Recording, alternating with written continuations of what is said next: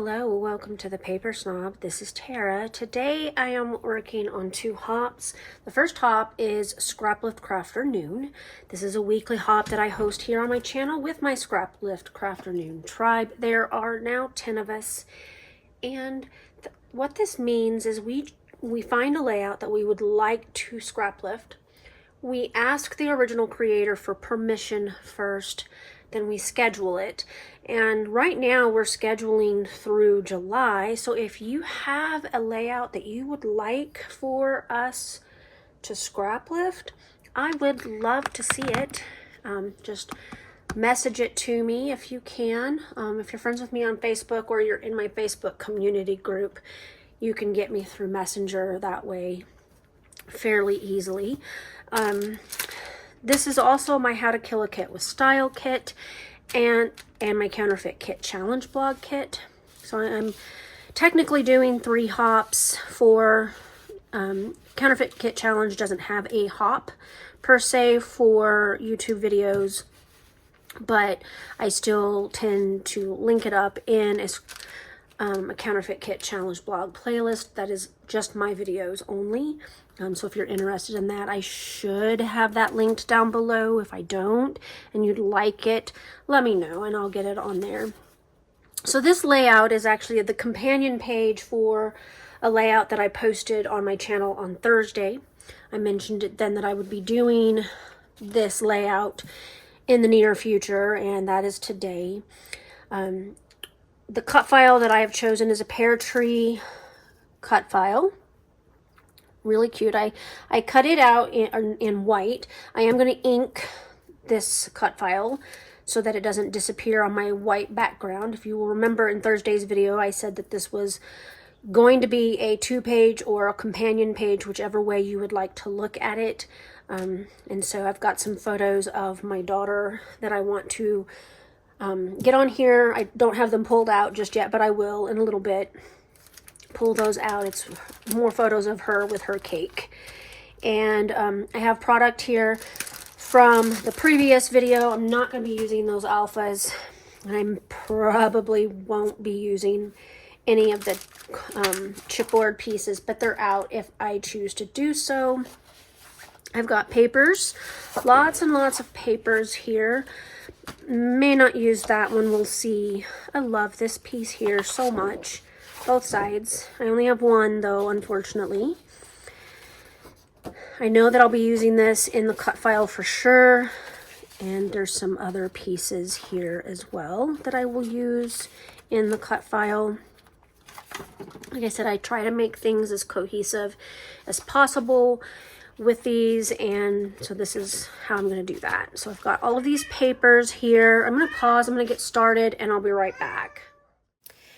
As I use this ink to go ahead and ink up my cut file, I want to take a second and tell you about who we're scraplifting. We are scraplifting Lacey Lynn. I will have all of her stuff linked down below, and here's a sneak peek at her beautiful layout that we are scraplifting. It has tags on it, and I'm going to mimic that, but a lot of the rest of it will be kind of my own thing. So let's go ahead and get started on that. So I'm using Distress ink in Blue Jean, Prize Ribbon, can't tell. And I'm just inking up so that it's not white anymore. This is a great way to make your cut files match your projects. I learned this little tip from MK and Janet. MK is Some Assemblage Required on YouTube, and Janet is Galaxy Girl Creations on YouTube. So you would probably enjoy their videos. They have lots of great tips. I know that Janet doesn't buy all the colors of the card stock in the world. In fact, I think she just buys white and craft, and then she just uses inks to make her papers match her project. And again, this is a great way to do that. You can buy pre-cut cut files. You don't have to worry about what they're for or what product you're going to use with them, because you can just change that color here in yourself with your inks. You can spray them as well. I have even embossed them. So that's fun. It's a little bit tedious though, and it still looks good. But this is just a great way to go ahead and get that on here. I will say that you do have to be kind of careful, you know, with a cut file. And I think the better way to do this would have been if I had left it on my silhouette mat and not taken the background away from it and just went ahead and colored it right there. I didn't think of that until I'd already pulled it off, so we're going to be just super careful. And it looks like when I pulled it off my mat, I ripped the E a little bit, so I'm having to be careful right there to not rip it further. And once I glue it down, you won't even notice it. That little corner of the E is ripped. You can barely tell here as it is. So pretty happy with what I've got going on here. I'm going to get these middles to my B colored as well. They're a little bit harder because they're so small. And you know, I love that distress inks are water reactive, but my fingers were stained blue for several hand washings afterwards. All right, now that I have inked up my title, my cut file, I'm going to go ahead and get these tags on here. I did spend some time off camera cutting the tags. I just took a tag cut file and sized it the way I wanted it on my Silhouette Studio design software. The smaller ones are the original size. The larger one, of course, is the one that I resized. And I'm just making a very similar background to what Lacey has on hers.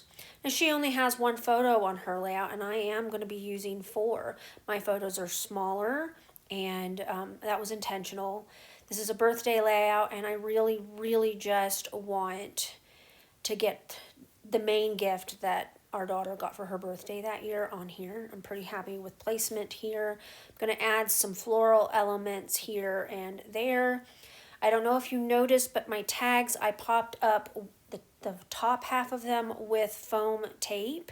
And now I'm going to open up that pack of ephemera again and see if there's some more flowers that I can get on here. I really want to use this piece here. I'm not quite sure where it's going to end up at this time. I think it ends up right there, and I just kind of tuck it like that. I like how that looks. So I am finding another floral bit. I like it, that piece up there at the top of my daughter's larger photo, but I just feel like it's out of place, and so I create a different, or I pull a different piece of floral ephemera out, and then a little bouquet too to kind of tuck in there. And this way I've got enough floral elements on here, I think. All right, I got this layout completely done. I'm pretty pleased with how this one turned out.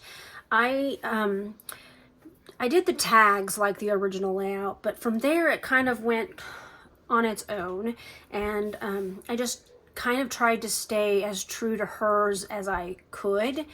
I will add a label or two right here for some journaling, and that'll finish it off. That will show up in the still shots at the end of the video. I want to ask you to pretty please check out that description box below for the Scraplift Crafternoon playlist, as well as the playlist for Cut File Craze that is hosted by one of my Scraplift Crafternoon ladies, Miss Shala. So I think it's going to be fun. We might all combine this hop on our layouts. It'll be fun to see who else does this. I want to thank you for coming to my channel today. If you are new here, I would love to have you as a subscriber. Just click that button down below. There's a bell down there, and if you click that, that lets YouTube notify you when I put out new content. I pretty much put out 3 to 4 videos per week. There's sometimes more, sometimes less, depends on what's going on in the regular world, but it'll always tell you when I put out new content. Thank you for being here, and I hope you have a great week. Bye.